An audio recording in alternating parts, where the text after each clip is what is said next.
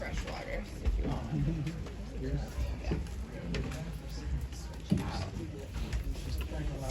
All right, same protocol. Okay, we'll start with Kenneth, and then we'll start with you next. Then we'll do you third. All right, Coach. After the way Ethan kind of played today, how much does it deter you from thinking about even going into the portal, looking for a quarterback? And Ethan, do you feel like this was possibly the best performance of your career in terms of just winning the team over and meeting your expectations? Well, I think Ethan's won the team over a long time ago. He's been our starting quarterback. The only issue we've had is Ethan's got banged up, so it's got nothing to do with it. He knows that he's a starting quarterback here, so I've got great faith in him. What we saw today is what we saw against Stanford. It's what we saw against USC. Talking to him pregame, he didn't feel like he was 100%, couldn't go, and that's the type of player he is. He said, I think you gotta go with Colin. He said, but I'm ready to be a backup if we have to go. And so when Colin went down, I asked him, are we ready to go? And he said he was, and he played fantastic. Yeah, that whole performance was, for the team, for the seniors like Darius, like Duke, all those guys, man, they really laid the foundation for this program and for the younger guys, and that win and that performance, was all for them. Coach, congratulations on your first bowl win here at UCLA. Now that the season is culminated, what's your initial assessment of the year, and what's your growth plan as you guys transition to the Big Ten? Yeah, well, our initial assessment is that we wanted to send the seniors like Darius and Duke and Alex Johnson, Kenny Churchwell out the right way, and that was our goal. And we did it, and that's what it is. And then there's obviously the beginning stages of everything, getting ready for the 2024 season. But there's so many different things we have to do, and we're aware of it. We're excited about the opportunity to go into the Big Ten. But today we'll savor this victory and the performance that these guys did.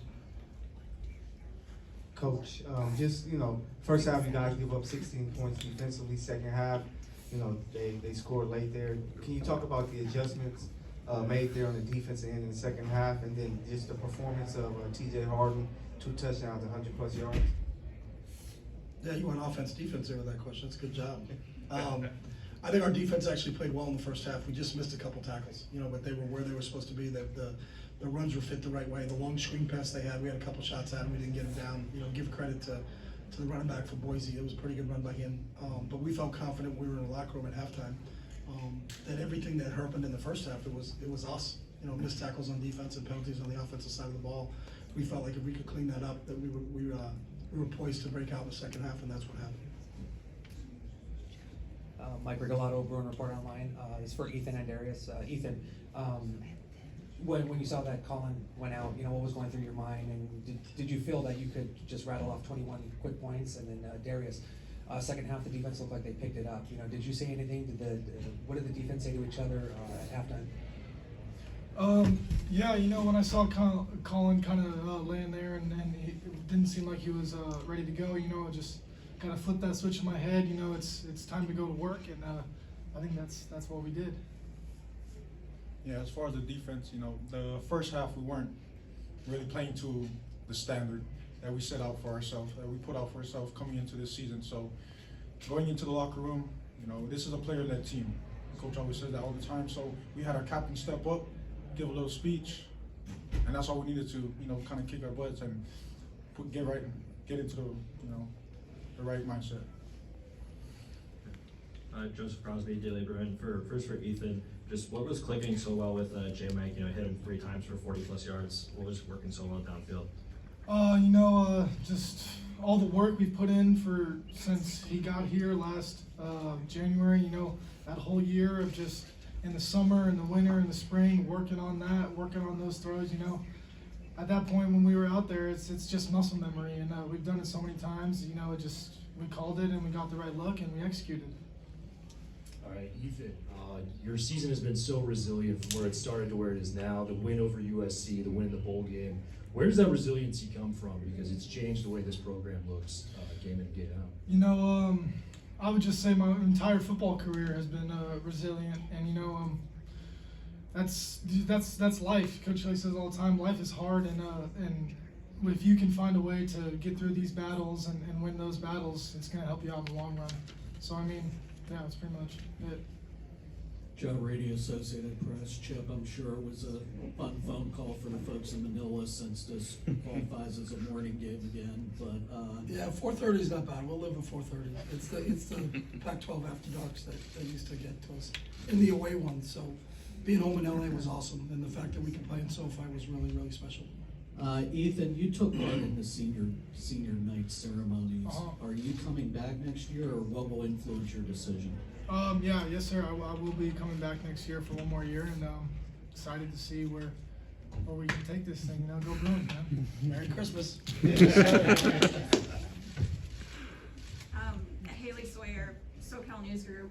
Ethan, Duke was telling us earlier this week that he felt like you have lately been paying more attention to detail in practice. Is that something you've noticed about yourself, or just what has it been like these last few weeks? Playing in the game and kind of getting the feel of all how it goes. The game of football is broken down to just every single play matters, and the details of every single play, stepping the right way, putting the ball where it needs to be. It's all important, and the details are the little things are what win games, and I think that really showed. Yeah, Bill Plaschke, LA Times. Chip, you've taken a lot of criticism lately, for me included. Do you feel vindicated at all? Nice to see you, Bill. That's why I'm here. I know, buddy. Do you feel vindicated at all in the program, your direction you're taking? No, because we don't pay attention to that. These players can tell you that. We talk about being the most prepared and the least distracted. If we did pay attention to that, we would be distracted. It's tough. I'm older, and so that stuff really doesn't bother me. I'm not a social media guy. I can't do that. I feel for our players at times because we used to be in the information age. We're not in the information age anymore. We're in the information overload age. And I think you have to really kind of build a moat around your mind and allow the right things in. And I think these guys have stayed the course through everything. And you just watched their performance today. I think they've really done that. So it was just a challenge, I think, for them.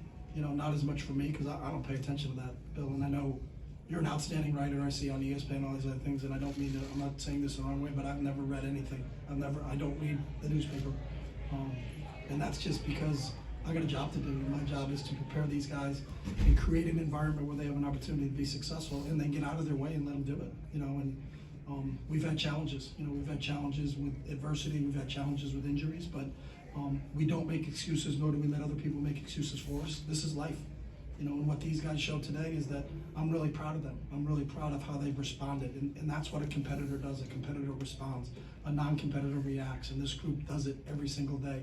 Did the ball bounce our way every single time? No, but that's football.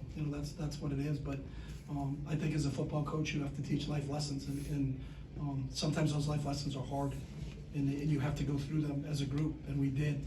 But the performance today by this group was special, and it's a truly special group. But when you look at their statistics, this group won 8+ games 3 years in a row. It's the second time it's happened since 1988 at UCLA. So that's what I'm really proud of, is what these guys did, how resilient they were, and to beat a really good Mountain West football team in Boise State. That's a really good football team. But our guys came out in the second half and won that football game. It wasn't handed to us. We won that football game, and I'm proud of how they performed. To go in with the LA Times, Ethan, Chip just said you weren't feeling 100% after warm-up. So what were you feeling at that point? Why weren't you able to kind of go at that point? And how difficult was it to make that call on your own and say, I have to sit this one out to start at least? Just this whole week and just before the game, I just wasn't feeling 100% myself. But to answer your second question, when I looked out there and the team needed me, and that's my biggest priority. I mean, I'll sacrifice my body for the team, for these guys that we put blood, sweat, and tears into it. And at the end of the day, it's all for them. So it was an easy call, to say the least. Coach, both of your quarterbacks ran for a lot of yards today. Was that something that was in the game plan, or was that just good improvisation? No, it was. We felt like we had our offensive staff, I thought, put a really good plan together to exploit, some of the things we saw in Boise's defense. We felt like the quarterback run game was going to be really, really important to us. And then we also felt like our vertical passing game was really important to us, and you saw that express itself. So, give credit to these guys. Like we said, our job is to kind of come up with a game plan, but they have to execute, and they executed it to a T. So, really proud of how they did it. Okay, we're on last two questions, so if you have the mic, you have one of the last two questions. Tracy, we'll start with you. Tracy McDannald, BruinBlitz.com. Chip, obviously, you're going to make a decision about a defensive coordinator. What did Ikaika show you? Obviously, he's been on your staff for 2 years now. What did, I guess the game plan that he put together, and then what would he get? I guess he showed you as someone who maybe is a candidate if you look internally. Yeah, Ikaika did a great job, and I think that entire defensive staff did. It was awesome to play in this bowl game. But from a coaching perspective, it's probably you didn't want to because of the date of the game. This was a week of recruiting. Our kids were in finals. Ethan missed 2 days of work, 2 days this week because he had finals. He had 2 on Thursday. I'm talking to him over the phone, asking him how he did in his finals, and then also trying to ask him what routes he likes. But there was a lot of things going on, but I think our defensive staff did an unbelievable job. With Ikaika, Ken Norton Jr., Brian Norwood stepped up. We had a chance to take 2 of our analysts because we lost 3 coaches. With Clancy Pendergast did an unbelievable job. Greg Burns did an unbelievable job. That entire group, and I think our coaching staff reflects our players as, the old adage, it's amazing what you can accomplish when you don't care who gets the credit. I think the entire defensive group put together a special game plan, and I was really, really happy with how they did it. And the same thing with Ken Niumatalolo stepping up. First time we lost our quarterback coach, we lost our tight end coach, both of them. One of them got the Oregon State offensive coordinator job, and so happy for Gundy. And then Jeff Ferris just got his first head coaching job. For us to do what we did on offense, where Ken's up in the box for the first time, he coached the tight ends. I've had more fun than I've had coaching in a long time the last 2 weeks because I actually got to be in the quarterback room and coach quarterbacks again. Sometimes as a head coach, you get disconnected from those guys because you manage the team, but you don't have an individual position group. So, and it's a special group with Ethan in there. So I think our entire coaching staff did an unbelievable job, especially with kind of all the outside things. But if you go back to what we talked about, Bill, being the most prepared and the least distracted, we didn't let finals, we didn't let recruiting, we didn't let any of that stuff get in the way of what the most important thing was, and that was to send Darius and this group of seniors out the right way. Darius, on that note, Coach Sandhall from KBC, what's it mean for you to leave this program knowing this was the final game in the Pac-12 conference in the history of UCLA football, and to be a part of it defensively and the way your defense played the second half? Very bittersweet feeling. Sad, that it's my last collegiate game over these past 5 years. Love this game with all I got, and I wouldn't want to end it off with any other team than the UCLA Bruins. Playing with the brothers that I had out here, made a lot of great friendships that I'll cherish forever, great memories. And you mentioned the defense that we had this year. I was just so blessed. It was a blessing to be on the field with these guys. We play for each other out there, and I feel like it shows every game. We trust one another, and we love one another so much, and I feel like that's how we play, and it shows every game. I'm really just, like I mentioned, it's very bittersweet, man.